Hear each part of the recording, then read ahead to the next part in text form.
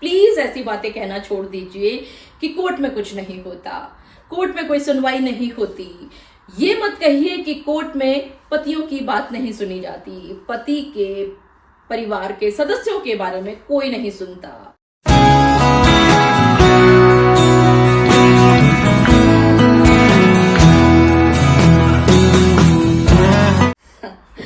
आपकी पत्नियों को आपके ऊपर और आपके परिवार के सदस्यों के ऊपर सिर्फ और सिर्फ लांछन लगाने हैं।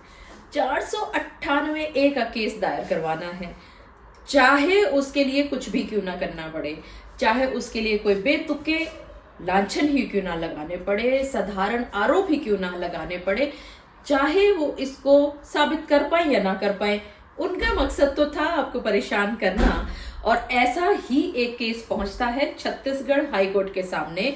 और अभी कुछ ही दिन पहले 24 अप्रैल 2024 को आप सभी पतियों के लिए बहुत बड़ी खुशखबरी है कि इसी तरह के बेतुके और साधारण आरोपों के चलते जो इस पत्नी ने एक एफआईआर लॉन्च कराई थी पति पर और ब्रदर इन लॉज और सिस्टर इन लॉ के ऊपर, वो रद्द कर दी गई है।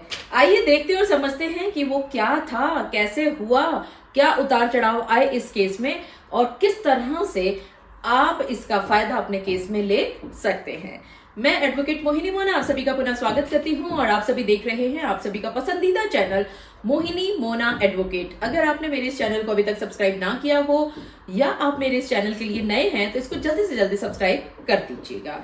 अब देखिए, केस में आगे चलने से पहले सबसे पहले इसका टाइटल समझ लेते हैं, Manoj Singh versus state of Chhattisgarh.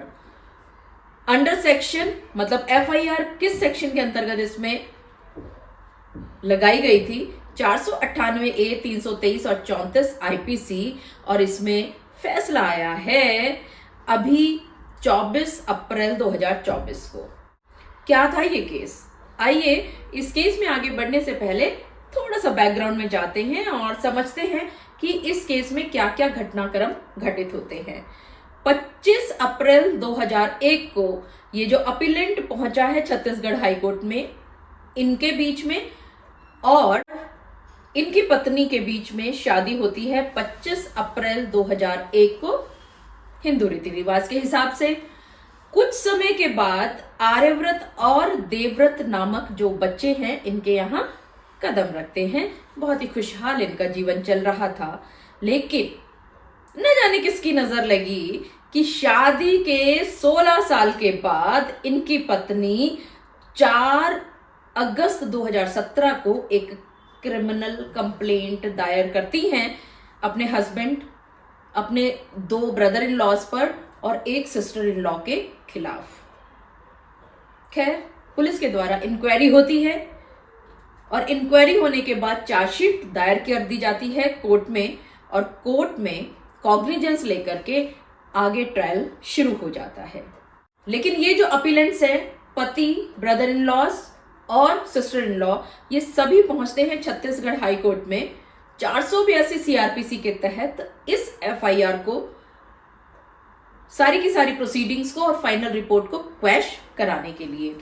और ये जो मेन बात यहां पर कहते हैं कि क्यों ये एफआईआर क्वैश होनी चाहिए, वो ये बताते हैं कि पूरी की पूरी एफआईआर में किसी भी विशेष महीने, किसी तारीख या समय का कहीं भी कोई जिक्र नहीं किया गया था। ये जो इंक्वायरी हुई भी थी या जो ये चार्जशीट दायर हुई भी थी, किसी ने भी इस बात पर ध्यान नहीं दिया। ये कहना है अपीलेंट्स का कि कोई भी स्पेसिफिक डाउरी आर्टिकल्स के बारे में कहीं पर भी जिक्र नहीं हुआ है। इसके अलावा अगर ये मान भी लिया जाए कि चलो कोई ऑफेंस हुआ भी था, तो वो ऑफेंस कहीं पर भी कभी भी कोरबा में नहीं हुआ था। तो ना तो ये वहां पर कोई घटना घटित होती है, ना किसी डाउरी आर्टिकल की जिक्र हो रहा है एफआईआर में। तो कैसे इनके ऊपर ये एफआईआर लॉन्च कर दी गई थी?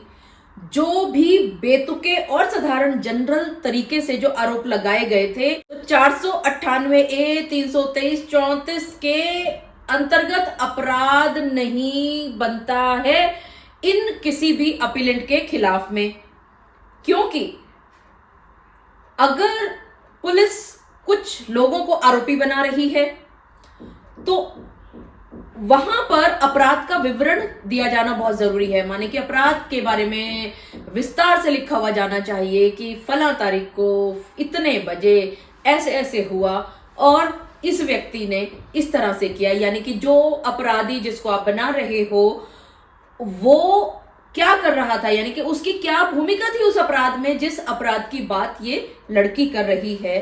अगर ये बातें नजर आती हैं तो कोई ट्रायल जारी रह सकता है, वरना तो फिर कानून का दुरुपयोग ही हुआ करता है, ये कहना था अपीलेंट का। और यहां पर एक बात आप सभी को भी देखनी है और अपीलेंट ने भी जोर दिया कि अगर 498A की परिभाषा को हम पढ़ भी लें तो क्या कहती है 498A की परिभाषा? हस्बैंड और relative of husband of a women subjecting her to cruelty. Title में ही क्लियर है कि या तो वो पति हो या पति के रिश्तेदार हो। बहुत सारी इस तरह की जजमेंट आ चुकी हैं, आपने देखा होगा भी, पिछले 2-4 मेरे वीडियोस भी इस तरह के आए हैं जिसमें ऐसे सलाहकार के बारे में भी एक बात हो रही थी कि सलाहकार को भी बीच में इंक्लूड कर लिया गया, जहां पर जुडिशियल मजिस्ट्रेट साहब को, पुलिस अथॉरिटीज को, सेशन जज को, सभी को हाईकोर्ट से बहुत झाड़ पड़ी थी, बहुत डांट लगी थी पटना हाईकोर्ट के द्वारा। खैर, हम आज के इस वीडियो में आते हैं वापस। इसका लिंक मैं ऊपर दे दूंगी, आप जरूर देखिएगा उसको भी। 498A की हम डेफिनेशन पढ़ रहे थे। Whoever, कोई भी, being the husband or the relative of the husband of a woman, किसी पत्नी का पति या उसके पति के रिश्तेदार, subjects such women to cruelty, अगर इस पत्नी के साथ अत्याचार करते हैं, shall be punished with imprisonment for a term which may extend to 3 years and shall also be liable to fine। उसको 3 साल तक की सजा हो सकती है और साथ में उसके ऊपर जुर्माना भी लग सकता है। अब पढ़ते हैं explanation. For the purpose of this section cruelty means, cruelty तो हो गई, लेकिन कौन सी क्रुएलिटी को इंक्लूड किया जाएगा 498A के अंतर्गत, ये बात कही गई है एक्सप्लेनेशन में। अब इसकी एक्सप्लेनेशन पढ़ लेते हैं ध्यान से। ए, एनी विलफुल कंडक्ट, यानी जानबूझकर किया गया कोई भी कार्य, which is of such a nature as is likely to drive the women to commit suicide और टू कॉज ग्रेव इंजरी और डेंजर टू लाइफ, लिम्ब और हेल्थ, वेदर मेंटल और फिजिकल ऑफ द विमेन।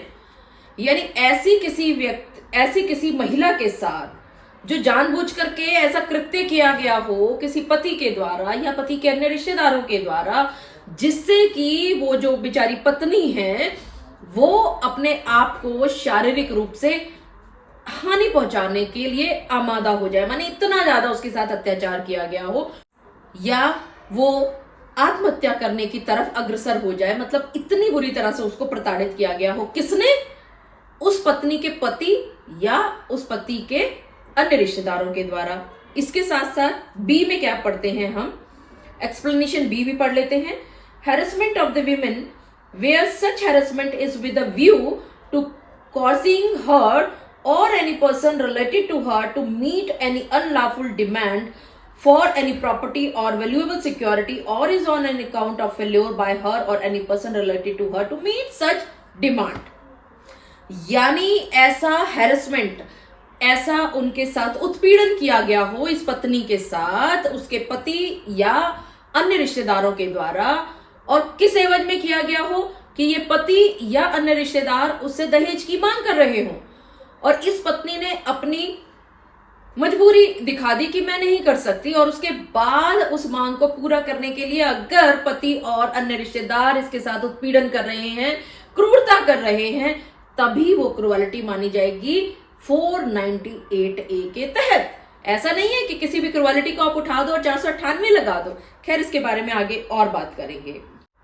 इसी judgement में paragraph number 16 में लिखा गया है कि अगर हम ये देखें कि ये जो पूरा का पूरा प्रोविजन है लॉ का, इसको अगर हम पढ़ते हैं और ये मानते हैं कि 498A के तहत ये ऑफेंस या ये उत्पीड़न, ये क्रूरता शामिल होनी चाहिए, तो पहले जो लड़की है, कंप्लेनेंट है, उसको ये एस्टैब्लिश करना होगा, पहला, that women must be married, वो जो लड़की है, महिला है, वो शादीशुदा हो।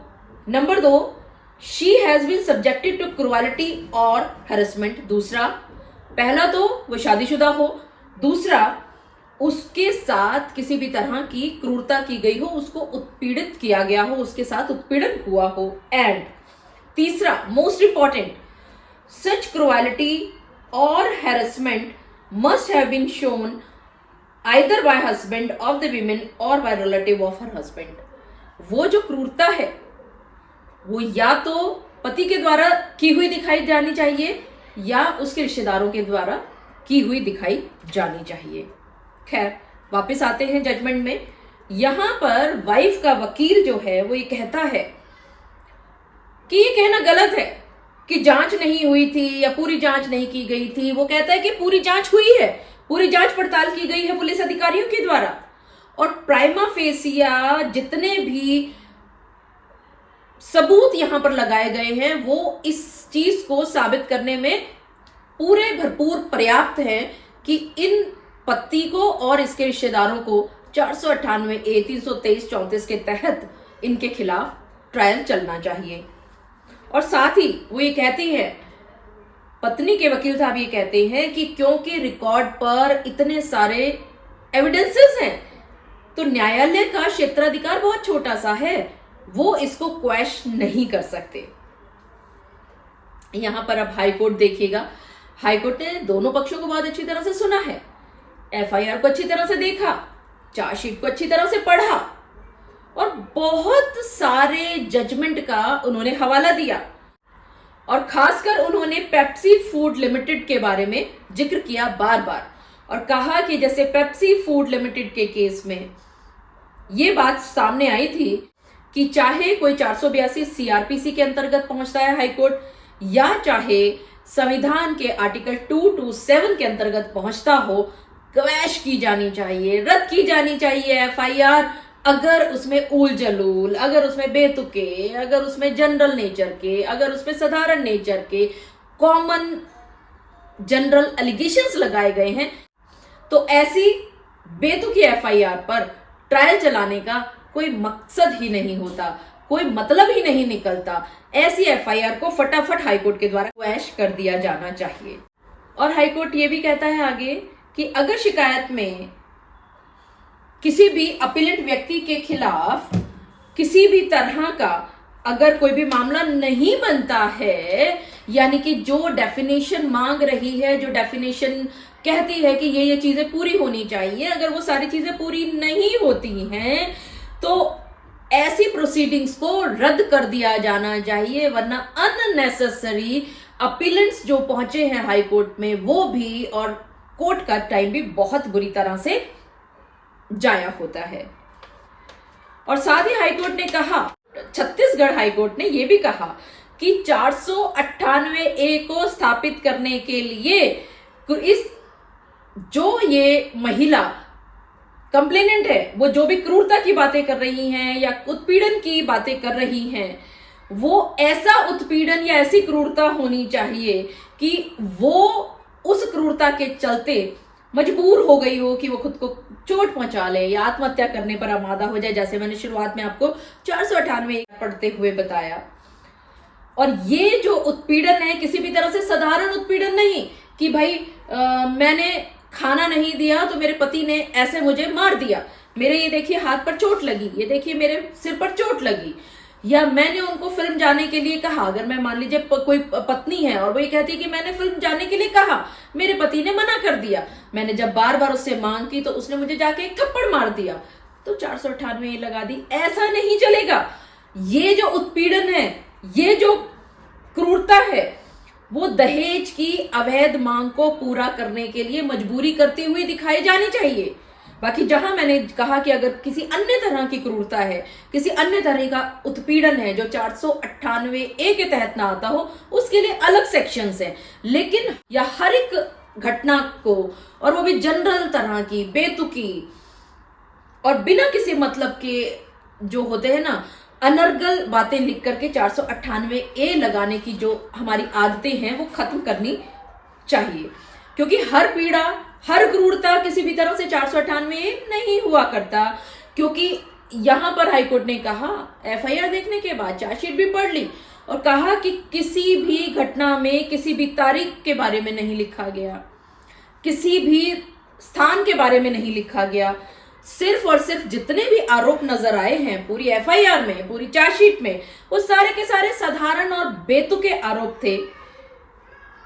और अगर अपीलेंट की बात की जाए तो ऐसा कोई भी विशेष आरोप नजर नहीं आ रहा जिसमें कि ये कहती हूं कि फला फला अपीलेंट ने इनसे पैसा मांगा या सामान की मांग की है और उसके बाद जब वो पूरी नहीं कर पाई है महिला तो उसके बाद उनको क्रूरता मिली है। ऐसा इन्होंने कहीं कोई मांग ही नहीं दिखाई। देखो, क्रूरता दिखाने की बात तो बहुत दूर की है, यहां तो किसी मांग का भी कहीं पर कोई जिक्र नहीं किया। जितने भी एलिगेशंस लगाए हैं वो सारे कॉमन हैं, जनरल एलिगेशंस हैं, स्पेसिफिक एलिगेशन कहीं पर भी नहीं है। जो ये प्रोसीडिंग्स चल रही हैं या जो ये FIR चल रही है, ये बिल्कुल abuse of process of law है, बैड इन लॉ है। अगर इसमें FIR होने के बाद आगे ट्रायल चलता है तो ये कानून का दुरुपयोग होगा, समय का दुरुपयोग होगा, कानून का मजाक करने वाली बात होगी। ये बातें कहता है अपीलेंट साइड के वकील साहब। और ये सारी बातें कहते कहते जज साहब ने भी कहा कि हाँ बिल्कुल सही है, कोई भी स्पेसिफिक एलिगेशन नहीं है, जितने भी एलिगेशंस हैं सारे साधारण हैं, बेतुके हैं, अनर्गल बातें लिखी गई हैं सारे। और ये सब कहते कहते जस्टिस छत्तीसगढ़ हाईकोर्ट ने 24 अप्रैल 2024 को अपीलेंट नंबर 2 दिनेश सिंह, जो कि ब्रदर इन लॉ हैं पत्नी के या वाइफ के जिन्होंने कंप्लेंट लिखी है, अपीलेंट नंबर 3 रीता सिंह जो कि सिस्टर इन लॉ हैं, और अपीलेंट नंबर 4 जो कि प्रमोद सिंह हैं, इनके खिलाफ कोई भी किसी भी तरह का अपराध नहीं बनता है। तो इसीलिए इस याचिका को स्वीकार कर लिया जाता है और 2, 3, 4 जो अपीलेंट हैं उनके खिलाफ की गई FIR और चार्जशीट को क्वैश करने का आदेश दे दिया जाता है। और यहां पर यह जरूर कहा कि जो अपीलेंट नंबर 1 है, जो हस्बैंड है, उसके खिलाफ ट्रायल चलता रहे, लेकिन 6 महीने के अंदर अंदर उसके अंदर भी जजमेंट आ जाए। मुझे पूरा विश्वास है कि आप सभी को मेरे आज के इस वीडियो के माध्यम से एक बात भली भांति पता चल गई होगी। आपको डरने की जरूरत नहीं है, आपको परेशान होने की जरूरत नहीं है। देखिए, हर दिन, हर दूसरे दिन किसी न किसी हाई कोर्ट का न किसी केस में सुप्रीम कोर्ट से आपके फेवर में बहुत ही प्यारी प्यारी जजमेंट्स आ रही हैं। अब प्लीज ऐसी बातें कहना छोड़ दीजिए कि कोर्ट में कुछ नहीं होता, कोर्ट में कोई सुनवाई नहीं होती। ये मत कहिए कि कोर्ट में पतियों की बात नहीं सुनी जाती, पति के परिवार के सदस्यों के बारे में कोई नहीं सुनता। ऐसी बातें कहना छोड़ दीजिए। जितनी ये जजमेंट्स हैं इनका लाभ उठाइए। आप सिर्फ ये मत सोचिए कि आपके केस में तो ट्रायल चल रहा है लेकिन बाकियों में तो क्वैश हो रहा है। तो आप ये देखिए कि कौन सी क्वैशिंग आपके जो फैक्ट्स हैं उसमें किस तरह से लागू हो सकती है। आपको ढेरों क्वैशिंग की जजमेंट्स मिल जाएंगी, डिफरेंट हाई कोर्ट्स की भी, सुप्रीम कोर्ट की भी। लेकिन ऐसा नहीं है कि सारी जजमेंट्स आपके ही काम की हों। अब जैसे अगर आपके भी केस में बेतुके, अनर्गल या साधारण तरह के एलिगेशंस लगे हुए हैं, कोई भी ऑफेंस वो वहां का नहीं दिखा रही हैं जहां पर वो FIR उन्होंने की है, तो आप इस जजमेंट का फायदा उठा सकते हैं। लेकिन अगर किसी अन्य बात पर कोई क्वेश्चन हुई है तो उसका यहां पर फायदा नहीं उठाया जा सकता। तो प्लीज इस बात का ध्यान रखिएगा। और अगर जिस किसी को भी जरूरत हो, जैसा मैं हमेशा यहाँ पर ऊपर नंबर लिख करके जो आप देख रहे हैं, इस नंबर पर आप व्हाट्सएप पर मैसेज छोड़िएगा। और अगर आपको इस जजमेंट की भी कॉपी चाहिए तो आपको फ्री ऑफ कॉस्ट मुहैया करा दी जाएगी। मुझे पूरा विश्वास है कि आप सभी को मेरा आज का वीडियो भी बहुत अच्छा लगा होगा। अगर आपको मेरा आज का वीडियो भी अच्छा लगा तो इसको लाइक, शेयर और कमेंट करना ना भूलिएगा। और हाँ, अगर आप मेरे इस चैनल के लिए नए हैं तो इसको जल्दी से जल्दी सब्सक्राइब कर दीजिएगा, ताकि आपको इसी तरह की लीगल इन्फॉर्मेटिव वीडियोस के नोटिफिकेशन सबसे पहले मिल सके। अपना और अपने परिवार का बहुत अच्छी तरह से ध्यान रखिएगा। Thank you, take care, bye bye.